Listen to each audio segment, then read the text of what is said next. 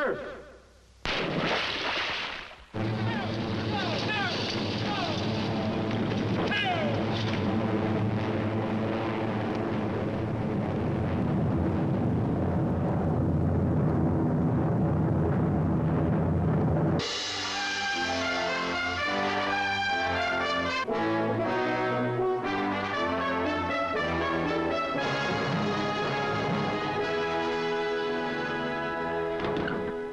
Hi, I'm Vic Morrow. I play Sergeant Saunders on the television series Combat. In the late winter of this year, I had the good fortune of being the guest of the commanding general of the infantry school at Fort Benning, Georgia. My tour of this huge army post was not only exciting, it was an eye-opener. I saw some of the best soldiers that ever marched a step or fired a round of ammunition. The real thrill of my visit was becoming one of them. I was made an honorary doughboy of the 2nd Infantry Division. I'm very proud of that, both as an actor and as an American. My stay was all too short, but it was a great opportunity to see today's fighting man in training. And you can bet that he uses all the latest equipment and techniques. When I left Fort Benning, I took with me one firm conviction. The infantryman is still the backbone of the Army, make no mistake about it. Whenever the need arises, one thing is sure. The infantryman will always be there.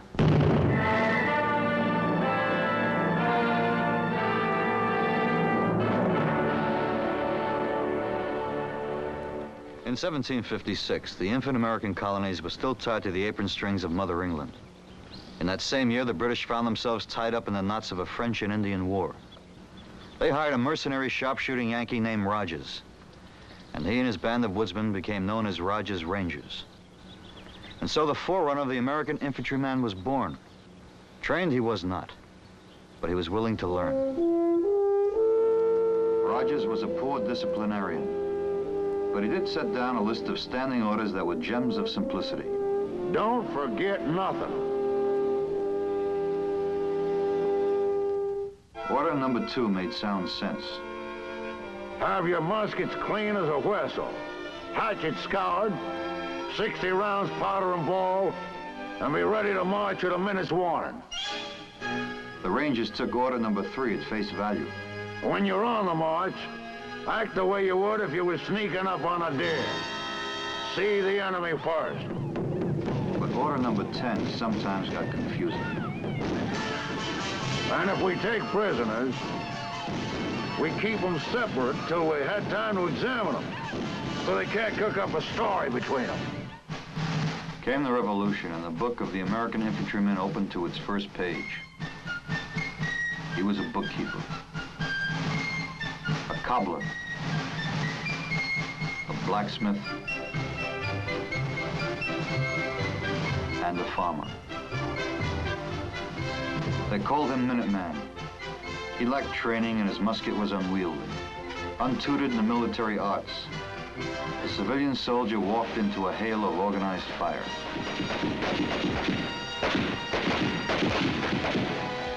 Held together by inspired leadership, he retreated when necessary and advanced when he could, until we won our independence as a nation. Peace came, but it was short-lived. 3 decades later, the citizen soldier was bearing arms in the War of 1812. It began in 1848, when we sent our troops into Mexico and wound up occupying Mexico City. Now we had a standing army. It was still small and untrained, but it was growing.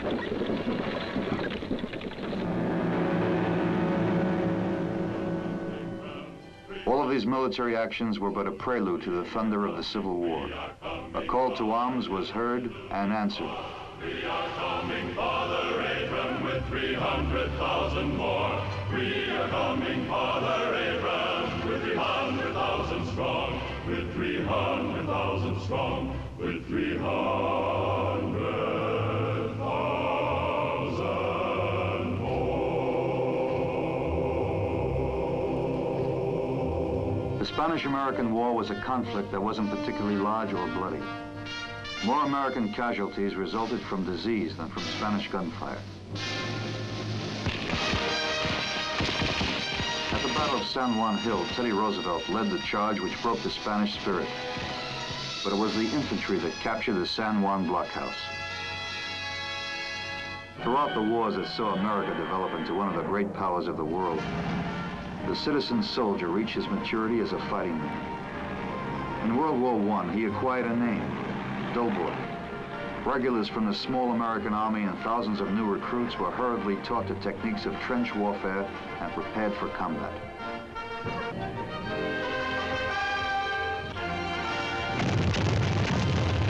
While the line was being held in France, recruits were training at home. A typical center of activity was Camp Mills, Long Island, home of the Rainbow Division. The rookies rolled into camp, young and eager, and looking for their great adventure. They found it all right, on the very first day. On the second day, there was more. They put a rifle in his hands, and he learned to use it. He lived in a city of tents. As the doughboys kept pouring in, the tents got bigger, and the trenches grew longer. When the recruits griped about the daily routine, the ever-obliging non-coms varied it.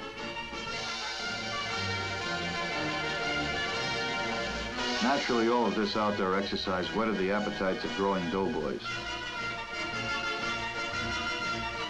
To keep them from getting that logy feeling, they were given plenty of opportunity to work it off.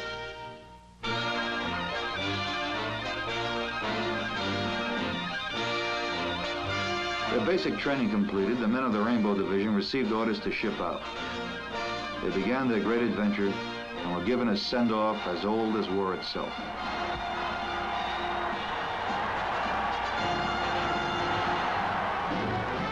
Troop transports were filled to overflowing, but nobody complained. At least not so anyone could notice.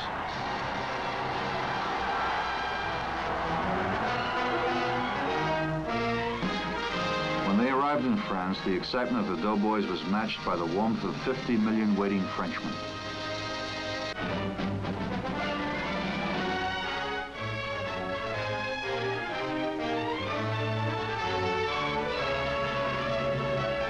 When they arrived, they quickly resumed their training. The shimmer of cold steel in the French sunshine hit them like a dash of cold water.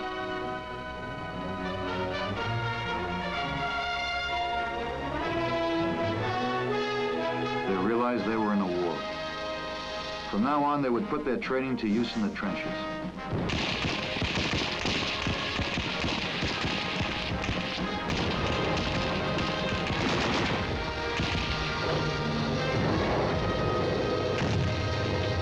This was the story of one infantry division. But all over the Western Front, the story was the same. Green troops fighting valiantly against a highly trained, combat-hardened enemy. But soon the Green troops became seasoned, became fighting men and won the war. It was conclusive enough. Proof that the American infantryman was a soldier to be reckoned with.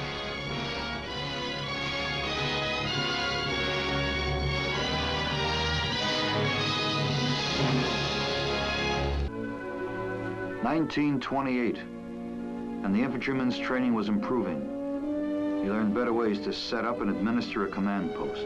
He also learned how to save more lives with better methods of handling casualties.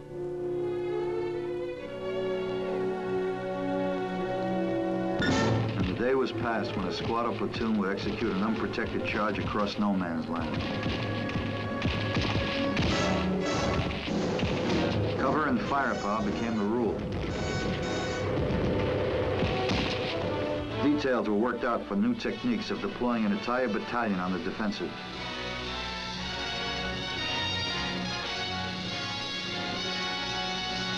To ensure maximum protective cover and fire support, liaison was worked out between airplane observers, artillery, and machine gun fire.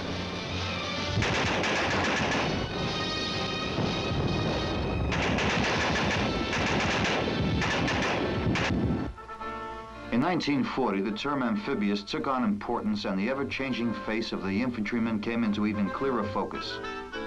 He had to be a little of everything, and very good at all of it.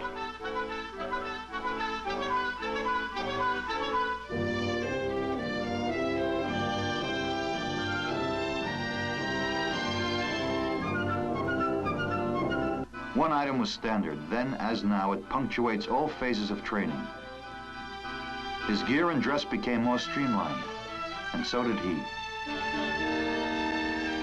Training got to be more vigorous and comprehensive. It had to.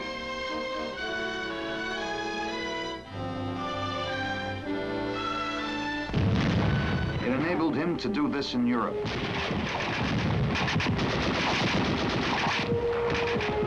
And this in the Pacific.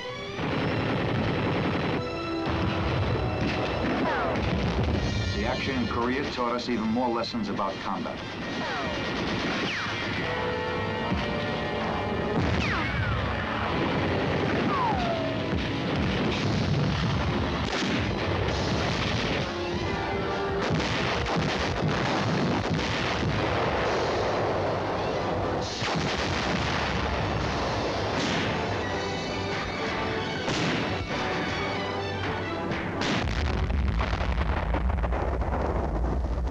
This is Fort Benning, Georgia, the home of the infantry. Here, the infantryman's skill is honed to a sharp edge.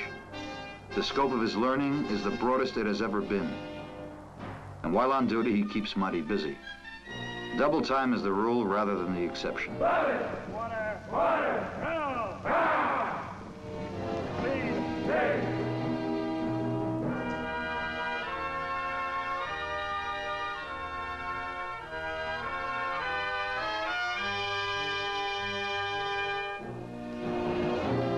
Normally, between 400 and 500 officers from 30 to 40 allied nations keep abreast of our training methods each year. They learn the pace is a fast one. Water! Please, take! Now, one thing I want you to get straight. I've only got one mission here. And it's not to become your dear friends. You left that when you left your home. My job is to make soldiers fighting men. Obviously, the infantrymen instructors don't mince words. And one lesson is driven home constantly. You might find during this 8 weeks that you're going to do a lot of things that is not pleasant to you. It is not meant to be pleasant to you. Combat is not going to be pleasant to you. And someday you men may have to face combat. And someday you're going to be in that situation where you're going to have this discipline. And when someone tells you to move, you got to move or you're dead. An old story still holds true. The infantryman's rifle is his best friend.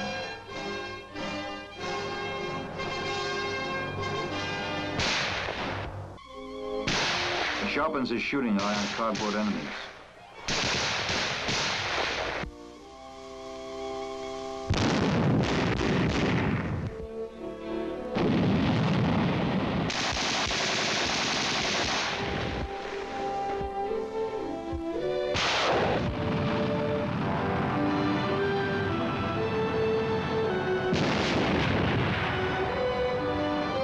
Today's soldier is trained to be ready for anything.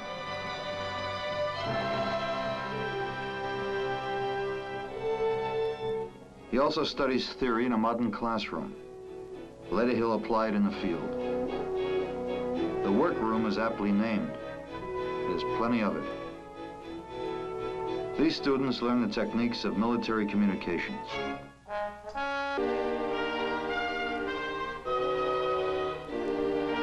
After the training and the theory comes the actual maneuver. All the pieces fit together.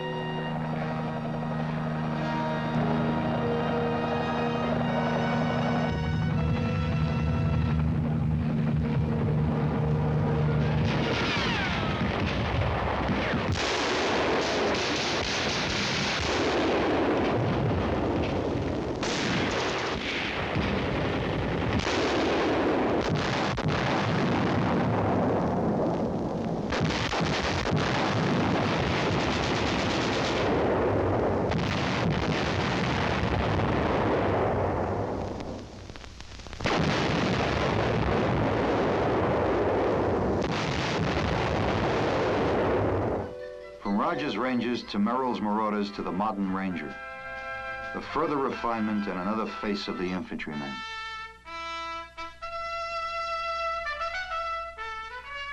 One mile, gotta be,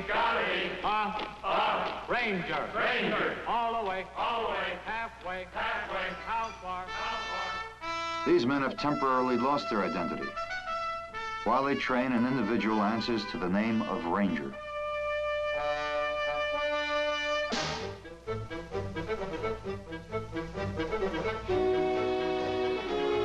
There are no limits to the heights to which a Ranger can aspire. His training is realistic, rough, and hazardous. The closest approach to combat conditions that can be achieved in a peacetime army.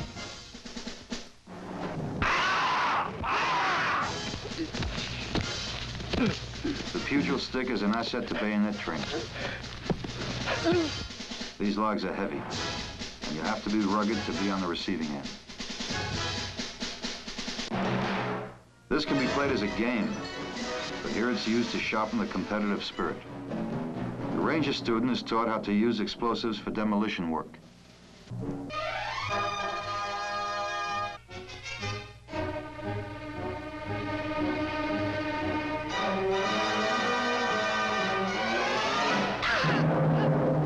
The science of patrolling by day or night is high on the list of Rangers' musts. These soldiers learn there's more than one way to cross a ravine or walk a tightrope. Rough situations such as this 40-foot drop must become commonplace. The confidence course is designed to help the Ranger student face and overcome these dangers.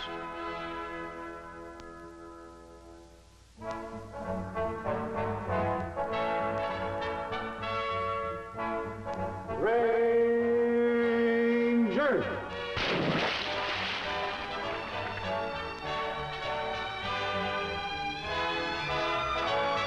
Military mountaineering techniques teach the student how to make molehills out of mountains.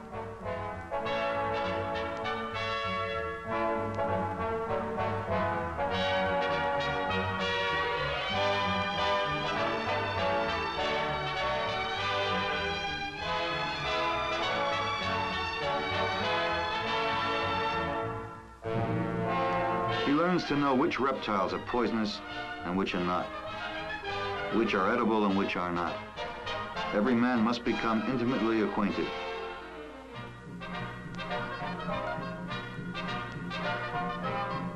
Adjust or die is a basic Ranger law. A man eats what he can when he can get it. He learns that his mission requires him to surmount all natural obstacles, plus a few added ones. How far? How far? All the way. All the way. Halfway. Halfway. How far? How far? How far? How far? One. This is the motto of the Special Forces soldier.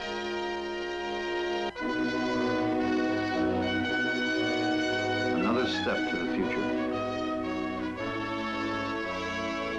The green beret, worn only by the Special Forces soldier, is a symbol of excellence, his badge of courage. A volunteer and a dedicated one, he is an outdoorsman trained to live and fight anywhere. His training includes the study of foreign languages. He is prepared to face the perils of interrogation and brainwashing.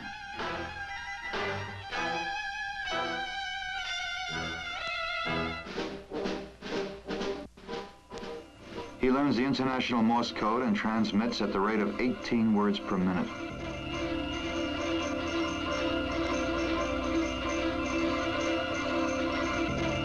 He must also be able to build and maintain a working set out of parts at hand.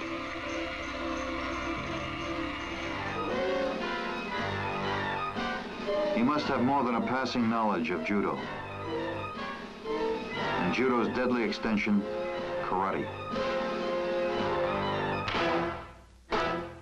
A Special Forces medic is equipped to meet any emergency.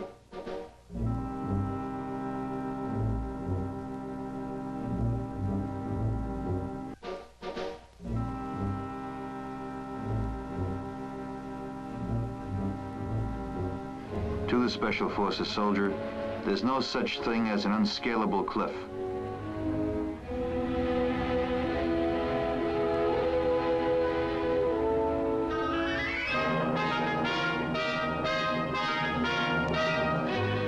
to fight in the jungle.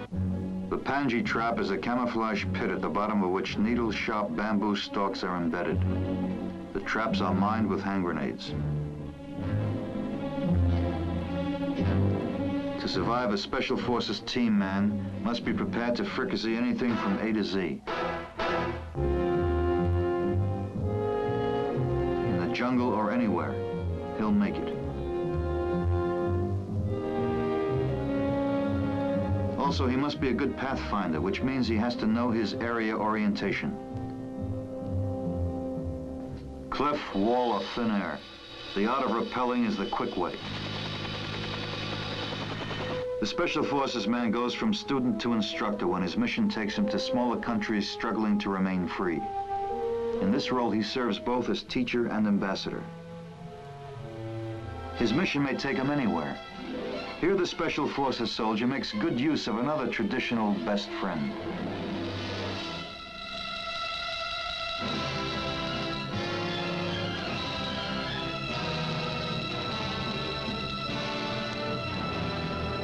Whether he is in the jungle or the frozen north, he must be at home.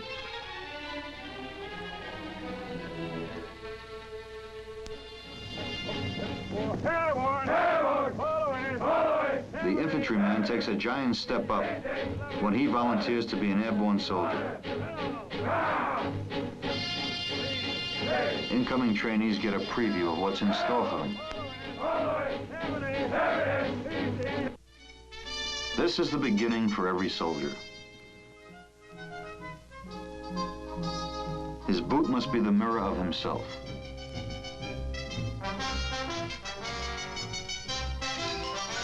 He discovers the gladiator pit, an exercise with no holds barred.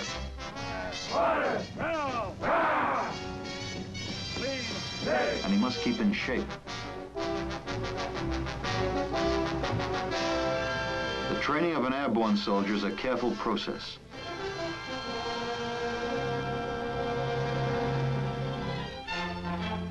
He begins by learning how to fall.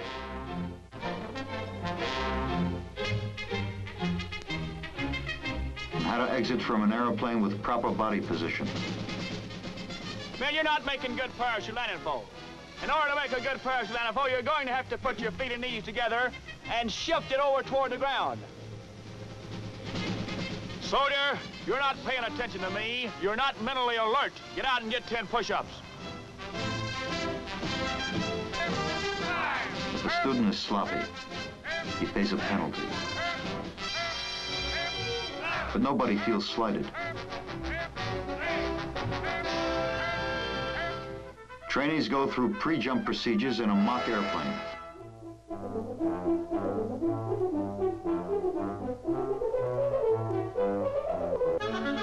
The 34-foot tower is used to train potential jumpers in techniques and body position. It also serves to test the mettle of the man.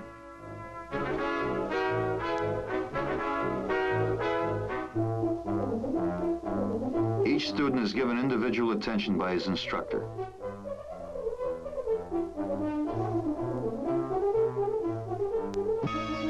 He receives constant instructions in preparation of his gear for safe jumping. Soldier, your leg straps are loose. They should be tight. You're not mentally alert. Move out, get 12 squat jumps, tighten your leg straps, and move to the end of the line. Yes, Sergeant.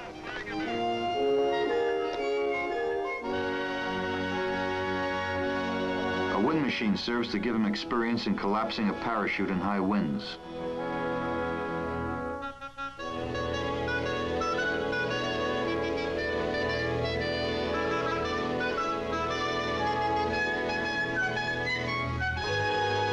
He learns methods of manipulation and control of the chute during his descent.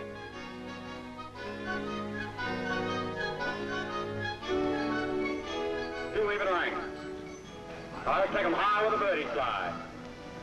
All right, jump as soon as your feet hit the ground, take up a good principal landing attitude. Reach up high in all 4 rides, good and high. Your head and eyes are straight to your front. Your feet and knees are together. Now bend your knees slightly and be relaxed. The student is not completely alone during his first experience of controlling a parachute. Number 1, power to your right. 2 right lines together, go together. And you cut the climb hard. Instructors brief the students on a training mission and the terrain of the drop zone.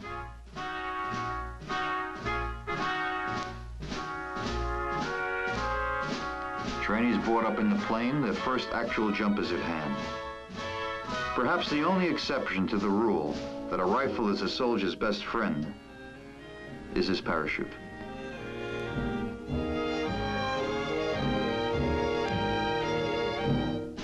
Air Force planes are used for student jumps. Careful control is always exercised to minimize the possibility of injury.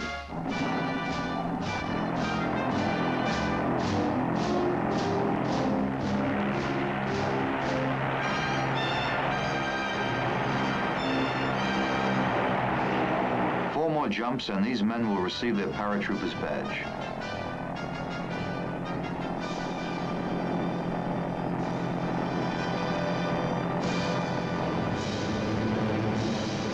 Big Brother is always watching. Everybody okay? Yay! Everybody hurry! Yay! Everybody gonna jump? Yay! Hand in arms!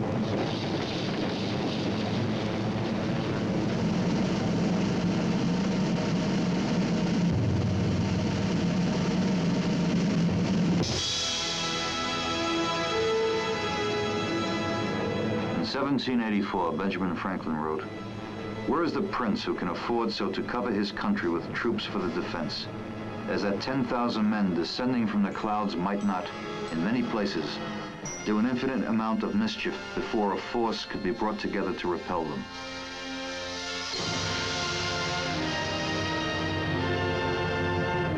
Touchdown and success. Only 4 more to go for the wings. In any kind of war, weapons and machines are very important. But man himself remains the essential element of success in combat. The infantryman, however armed, however transported, whatever his mission, is the key to any combination designed to gain that success. He fights over any terrain, in any climate, and under any conditions imposed by man and nature. The heads are up, the chests are out, the arms are swinging in cadence count. Sound off, 1, 2, sound off, 3.